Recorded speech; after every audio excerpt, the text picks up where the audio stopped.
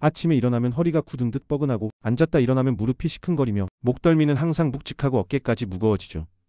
병원에 가서 진단을 받아도 연세 탓이에요. 물리치료를 받아도 그때뿐이고 약을 먹어도 낫는 듯하다 다시 도지는 그런 해묵은 통증 겪고 계시지 않으신가요? 그 통증 혹시 발바닥에서 시작된 건 아닐까요? 발바닥. 의외라고 느끼셨죠?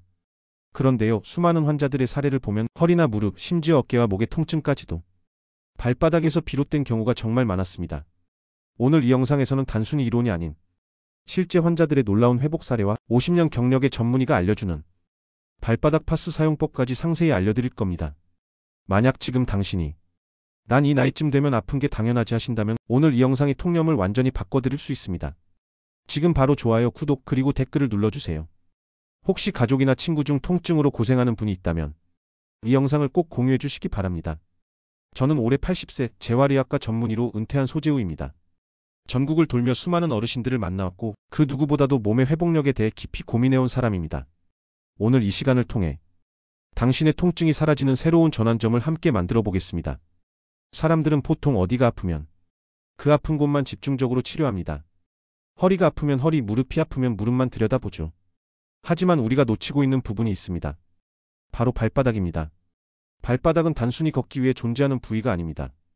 우리 몸 전체의 균형, 신경, 혈류, 에너지 흐름이 집중되어 있는 매우 중요한 기관입니다. 제 진료실에는 무릎 통증으로 5년 넘게 고생한 분, 허리 디스크로 걷지도 못하던 분, 목과 어깨가 굳어 일상생활이 어려운 분들이 찾아오십니다. 그분들 중 많은 경우 통증의 근원을 통증 부위가 아닌 발바닥에서 찾았습니다. 예를 들어 무릎이 아픈데도 그 원인은 발바닥 중앙 아래 촉심이라는 부위에 있었고 허리가 아픈 분도 용천혈과 뒤꿈치 중앙에 문제가 있었습니다. 우리가 집을 지을 때도 기초가 중요하잖아요. 바로 그 기초가 우리 몸에서는 발바닥인 겁니다. 이 기초가 무너지면 몸 전체의 균형이 흔들리고 그로 인해 어딘가가 아프고 무너지는 거예요. 그래서 저는 늘 말씀드립니다. 몸의 신호는 겉에 드러난 것보다 훨씬 깊은 곳에서 시작된다. 그 출발점을 발바닥으로 돌려보면 해묵은 통증이 놀랍도록 사라지는 걸 볼 수 있습니다. 그렇다면 정말 발바닥에 파스를 붙이는 것만으로 오래된 통증이 사라질 수 있을까요? 정답은 예, 그리고 그 이유는 명확합니다. 발바닥은 수많은 신경 말단이 모인 곳입니다. 이 신경들이 우리 몸 구석구석과 연결되어 심장, 간, 신장, 척추까지 영향을 미칩니다. 파스를 이 부위에 붙이면 피부와 신경을 통한 자극과 진통 신호가 뇌로 전달되고 몸 전체의 통증 완화 호르몬이 분비됩니다. 예를 들어 용천혈이라는 발바닥의 중심 부위는 동양의학에서 생명의 샘이라 불릴 만큼 에너지의 흐름을 회복시키는 핵심 혈자리입니다. 또한 발바닥 중앙은 무릎과 연결된 지점이고 발가락 아래는 어깨와 목 부위와 관련돼 있죠. 이처럼 각 통증 부위와 연결된 발바닥 지점에 정확히 파스를 붙이면 국소적 진통 작용뿐만 아니라 신경계 조절, 혈액순환 개선, 염증 완화에도 도움을 줄 수 있습니다. 제가 수천 명에게 적용한 결과 실제로 3주 6주 사이에 눈에 띄는 통증 완화가 확인되었고 재발률 또한 현저히 낮았습니다. 정리하면 파스는 단순한 외부 자극이 아니라 몸 안의 회복 회로를 자극하는 강력한 도구입니다. 부작용 없이 집에서도 쉽게 실천할 수 있는 건강 솔루션이죠. 제가 지금부터 소개해드릴 분은 83세 이태준 어르신입니다.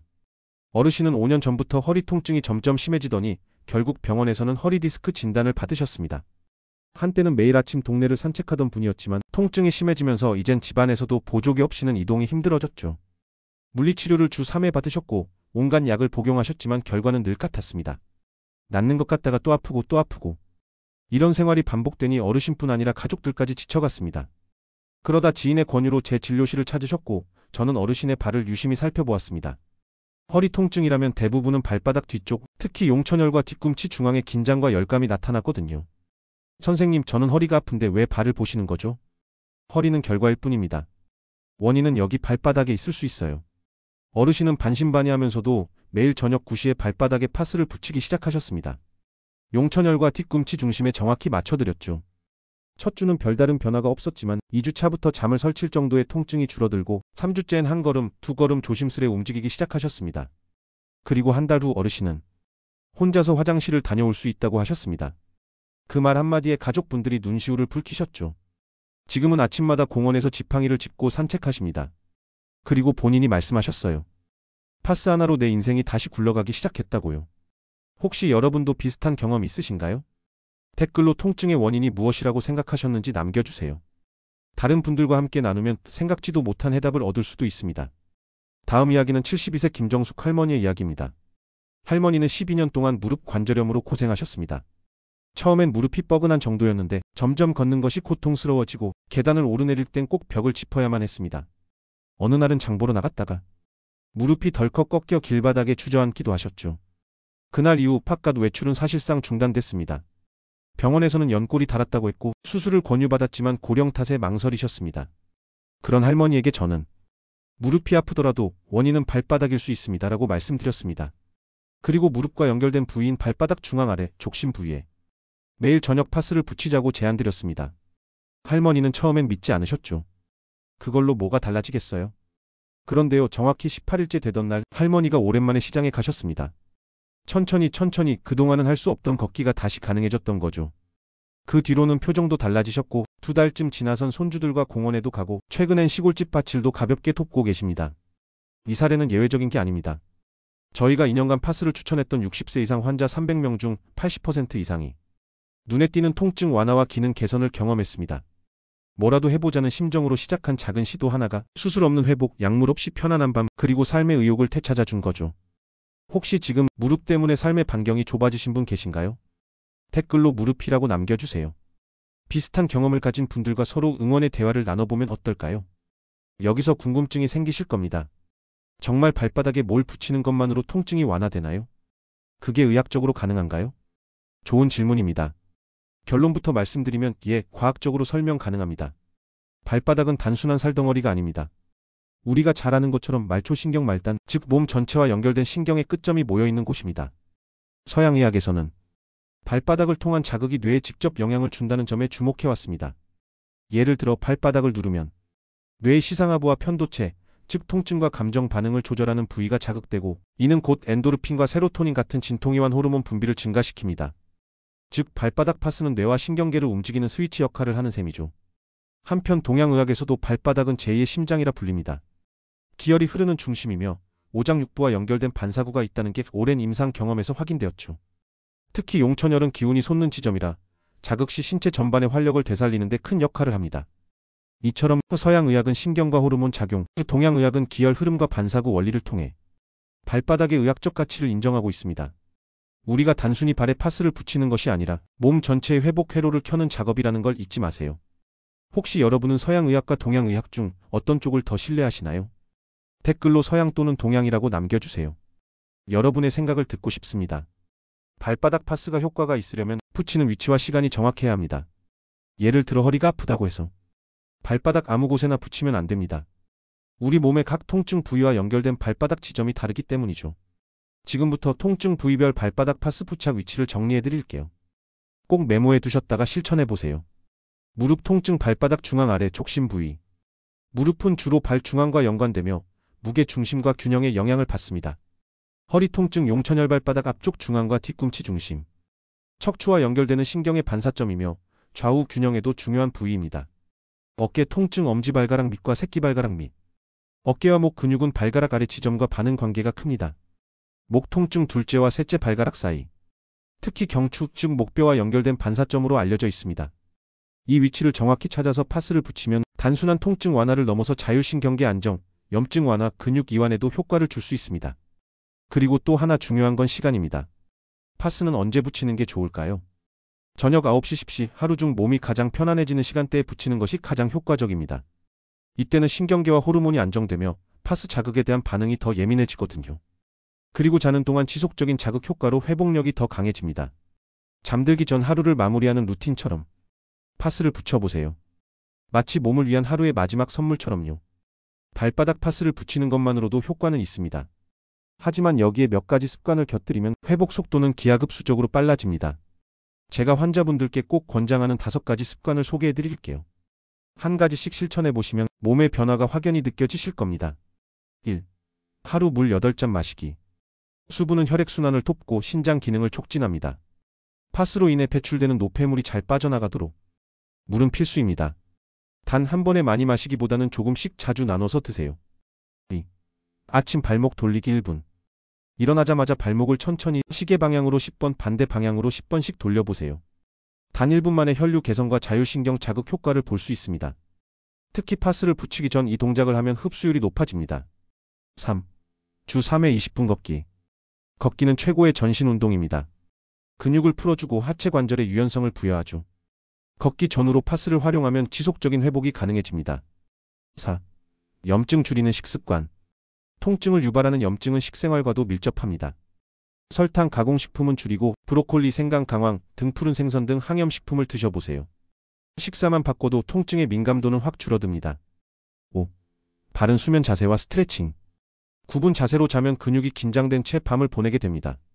수면 전 5분간 목 어깨 골반 스트레칭을 하고 반듯하게 누운 자세를 유지해보세요. 이 습관은 다음날 아침 통증에 큰 차이를 만듭니다. 이 5가지는 아주 간단하지만 파스의 효과를 10배까지도 끌어올릴 수 있는 핵심 요소들입니다. 어렵지 않죠? 이제 제가 겪은 가장 감동적인 사례를 들려드릴게요. 경기도 외곽에 위치한 한 요양원에서 벌어진 이야기입니다. 이곳에는 대부분 70세, 90세 어르신들이 생활하고 계셨고 대다수가 휠체어에 의존하거나 보행기에 의존해 생활하셨습니다. 원장님은 어르신들의 상태를 보고 늘 안타까워하셨죠. 그러다 제 이야기를 들으시고 발바닥 파스와 생활습관 프로그램을 한 달간 실험해보기로 하셨습니다. 파스를 붙이되 매일 물 8잔 마시기, 아침 발목 돌리기 1분, 저녁 스트레칭, 주 3회 요양원 내 걷기 코스 순회, 이렇게 4가지를 함께 하기로 했습니다. 처음엔 반신반의하셨죠. 이 연세에 나아질 수 있을까요? 휠체어를 안 쓸 수 있을까요? 하지만 정확히 3주 후 놀라운 변화가 생겼습니다. 88세 김만수 어르신이 스스로 보행기를 잡고 거실을 걸어 나오셨습니다. 간병인도 다른 어르신들도 놀라며 박수를 쳤죠. 그날 요양원 전체가 들썩였습니다. 이후로도 변화는 계속됐습니다. 79세 이영희 할머니는 손주의 졸업식에 직접 참석하셨고 83세 박정호 할아버지는 7년 만에 다시 자전거를 타기 시작하셨어요. 살아있는 게 실감나네요. 박 할아버지의 그 한마디가 지금도 귓가에 맴돕니다. 이게 기적일까요? 아니요. 몸은 늘 회복하고 싶어 합니다. 단지 그 기회를 못 받았을 뿐이죠. 파스 하나 물 한 잔 그리고 하루 10분의 습관이 그 기회를 만들어준 것뿐입니다. 경기도 요양원에서 특히 기억에 남는 분이 있습니다. 바로 88세 김만수 할아버지입니다. 10년 넘게 휠체어에 의존해 생활하셨고 하체 근력이 약해져 일어나기도 힘든 상태였죠.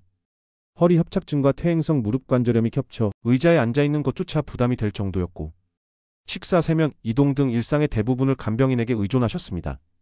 그러던 중 요양원 프로그램을 통해 발바닥 파스를 접하게 되셨고 어쩌면 마지막이라는 생각으로 조심스럽게 실천에 들어가셨습니다.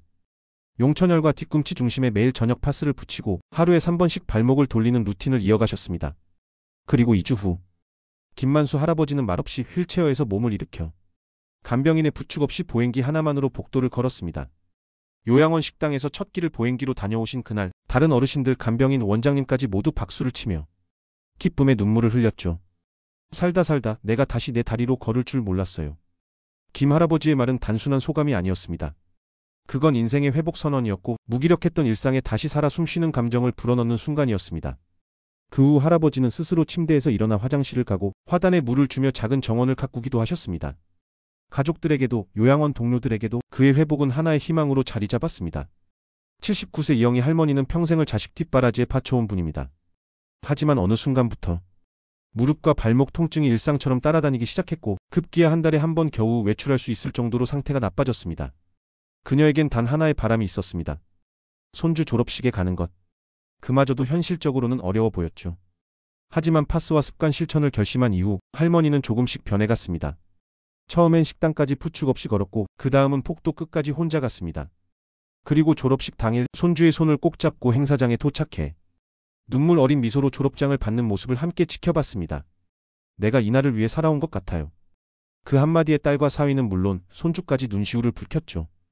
또 한 분 83세 박정호 할아버지는 한때 자전거를 즐기던 분이었습니다. 하지만 허리 디스크와 무릎 통증으로 7년 넘게 자전거는커녕 잠깐 걷는 것도 두려운 상태였죠. 파스를 통해 회복에 성공한 후 그는 다시 자전거를 꺼내 들었습니다. 마치 예전으로 돌아간 듯 시골길을 따라 천천히 페달을 밟으며 햇살과 바람을 온몸으로 만끽하셨죠. 살아있다는 게 이런 거였구나. 그의 말은 곧 이 회복이 단지 육체적인 것이 아닌 삶의 의욕과 감정의 되찾음이라는 걸 말해줍니다. 우리는 살아가면서 수없이 많은 통증을 마주합니다. 어떤 건 눈에 띄는 상처이고 어떤 건 마음속 깊은 무기력일지도 모릅니다. 하지만 그 모든 통증이 말하고자 하는 건 하나입니다. 나를 돌봐달라. 이 영상에서 소개한 모든 사례는 거창한 수술도 고가의 치료도 아닙니다. 누구나 할 수 있는 작은 실천 하나, 발바닥에 파스를 붙이는 것에서 시작되었습니다. 그 작은 습관 하나가 몸의 회복 회로를 깨우고 하루 10분의 스트레칭이 통증을 줄이며 한 잔의 물이 혈류를 개선하고 긍정적인 변화로 연결된 것입니다. 이제는 여러분의 차례입니다. 당신도 할 수 있습니다. 당신의 몸은 여전히 회복할 힘이 있고 그 힘은 오늘 지금 바로 꺼내 쓸 수 있습니다. 어렵게 생각하지 마세요. 파스 하나, 물 한 잔, 발목 돌리기 1분. 이것만으로도 충분합니다. 혹시 주변에 나이는 들었지만 다시 걷고 싶은 분, 이젠 안 되겠지 하며 체념하신 분이 있다면 이 이야기를 함께 나눠주세요. 회복은 의지가 아니라 기회를 주는 것에서 시작됩니다. 그리고 당신은 그 기회를 오늘 만들 수 있습니다. 지금 이 순간이 당신 인생의 가장 건강한 출발점이 되길 바랍니다. 오늘 영상이 도움이 되셨다면 구독과 좋아요 눌러주세요. 감사합니다.